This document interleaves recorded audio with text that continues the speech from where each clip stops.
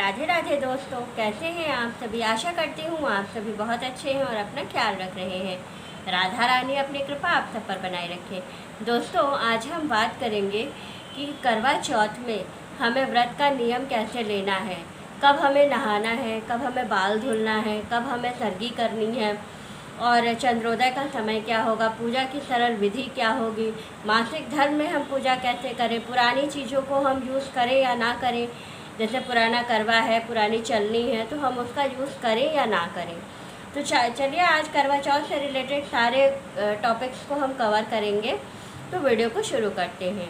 लेकिन अभी तक अगर आपने चैनल को सब्सक्राइब नहीं किया है तो चैनल को सब्सक्राइब कर लीजिए और बेल आइकन को दबाना बिल्कुल ना भूलिएगा। तो चलिए फ्रेंड्स, वीडियो को हम शुरू करते हैं। तो सबसे पहले बात कर लेते हैं कि करवा चौथ 2024 में कब है। तो करवा चौथ 2024 में 20 अक्टूबर दिन रविवार को मनाया जाएगा। इस दिन सुहागिन महिलाएं अपने पति की लंबी आयु के लिए करवा चौथ का व्रत रखेंगी। अब हम बात कर लेते हैं कि क्या करवा चौथ में हर साल हमें नई चलनी, नया पूजे की थाली, नई करवा, ये सारी चीज़ें नया खरीदना होता है? तो नहीं, बिल्कुल नहीं। आप हर साल एक ही करवे से एक खरीद के रख लीजिए। पुरानी चलनी, पुराना करवा, पुरानी थाली का यूज़ आप कर सकते हैं। ये कोई नियम नहीं है कि हर साल आप नई चीज़ें खरीदिए फिर आप पूजा करिए, ऐसा कुछ भी नहीं है। तो आप ये कर सकते हैं। अब बात कर लेते हैं कि सुहागिन महिलाएं जो करवा चौथ का व्रत रखेंगी तो वो बाल कब धुलें। क्या हमें उस दिन बाल धुलना चाहिए जिस दिन हम सुहाग के लिए व्रत रखते हैं? नहीं, जिस दिन आप सुहाग का व्रत रखते हैं उस दिन मांग नहीं धुली जाती है। तो आप एक दिन पहले ही अच्छे से बाल धुल करके, नहा धो करके साफ स्वच्छ हो जाइए। हो सके तो एक दिन पहले से प्याज लहसुन का त्याग कर दीजिए, क्योंकि दूसरे दिन आपको निराजल व्रत रखना है, तो प्याज लहसुन का त्याग कर दीजिए। इसके बाद बात कर लेते हैं कि महिलाएं जो है वो किस कलर का कपड़ा पहने, किस कलर की साड़ी और श्रृंगार किस कलर का रखें।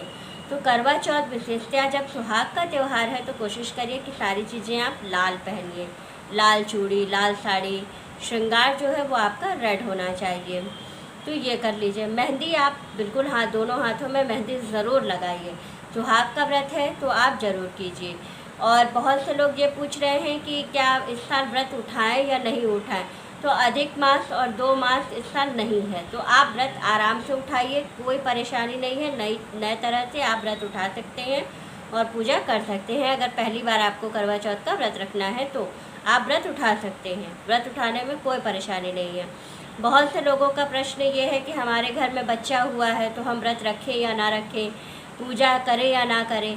तो अगर 12 दिन की शुद्धि हो गई है, बच्चा 12 दिन का हो गया, आपके घर में बच्चे की बरही हो गई है, तो आप बेशक पूजा करिए। अगर बरही नहीं हुई है, बच्चा अभी जल्दी में हुआ है और आप वृद्धि में हैं, तो कोई परेशानी वाली बात नहीं है। आप व्रत रख सकते हैं। जब चंद्रमा निकले तो आप उनको हाथ जोड़ सकते हैं। अर्घ्य नहीं देंगे, चंद्रमा को हाथ जोड़ के आप व्रत का पारण कर लीजिए। लेकिन व्रत आप ज़रूर रखिए, व्रत छोड़िएगा नहीं। अगर किसी की डेथ हो गई है, ऐसी कोई घटना हो गई है आपके घर में, तो भी आप व्रत ज़रूर रखेंगे। पूजा भले ही नहीं करेंगे लेकिन व्रत नहीं छोड़ेंगे, क्योंकि ये व्रत अगर छूट जाता है तो दोबारा से नहीं उठाया जाता है। तो आप व्रत ज़रूर उठा लीजिए, व्रत ज़रूर रखिएगा, व्रत नहीं छोड़िएगा। इसके बाद बात कर लेते हैं कि हमारे घर में सहता नहीं है तो हम व्रत कैसे करें, व्रत उठाएं या ना उठाएं। तो नहीं, अगर आपके घर में नहीं सहता है, कभी किसी ने किया है और ऐसी कोई दुर्घटना हो गई है, तो आप बिल्कुल जो है व्रत मत करिएगा, व्रत मत उठाइएगा। क्योंकि अगर ऐसा कुछ है जो सहता नहीं है तो बिल्कुल मत करिएगा। इसके बाद है कि मासिक धर्म में हम कैसे पूजा करें, कैसे व्रत रखें। तो कोई परेशानी नहीं है, मासिक धर्म में भी आप व्रत रखिए, व्रत मत छोड़िएगा। जैसा कि मैं पहले भी बता चुकी हूँ, किन्हीं भी परिस्थितियों में आप व्रत मत छोड़िएगा, व्रत आपको रखना ही रखना है। पूजा करने की जहाँ तक बात है तो पूजा आप भले ही नहीं कर पाएंगे, वो अलग विषय है। किसी से आप पूजा अपनी करवा लीजिए तो आप कर सकते हैं। बहुत से लोग ये पूछ रहे हैं कि हमारी सास बाहर रहती हैं और हम दूसरे शहर में रहते हैं तो हम बायना किसको दें। तो बायना देने के लिए कोई परेशानी वाली बात नहीं। अगर आप शहर में नहीं हैं और सास आपकी दूर रहती हैं तो आप बायना जो भी है वो आप पंडित जी को दान कर दीजिए। क्योंकि कहा जाता है कि आप सास को दीजिए या पंडित जी के यहाँ जो उनकी पंडिताइन होंगी उनको आप दे करके पैर छू लीजिए तो सेम फल प्राप्त होता है। तो आप बायना जो है अपनी सास की जगह पंडित जी को भी दे सकती हैं। तो ये कर लीजिए।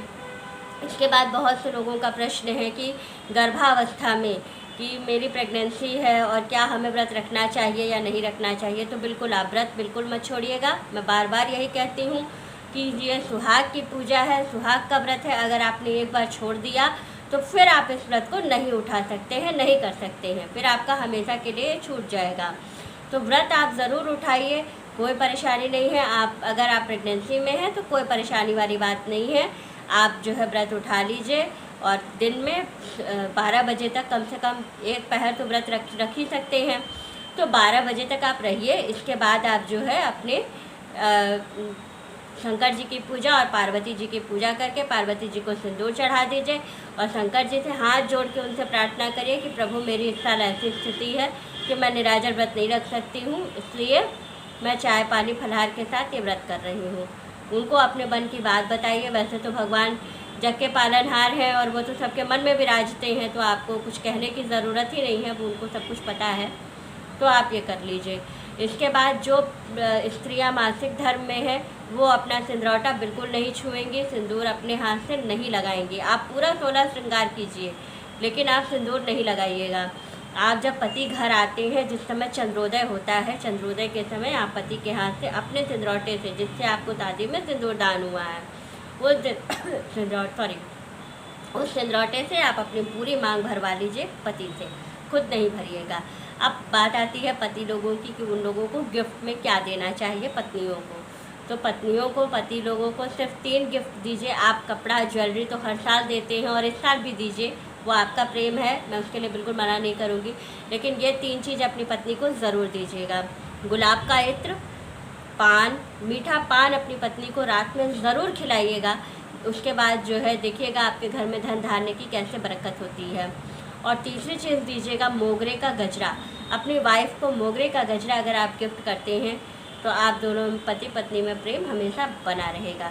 वीडियो अच्छी लगे तो लाइक शेयर एंड सब्सक्राइब कर दीजिएगा और कमेंट में एक प्यारा सा कमेंट कर दीजिएगा। राधे राधे।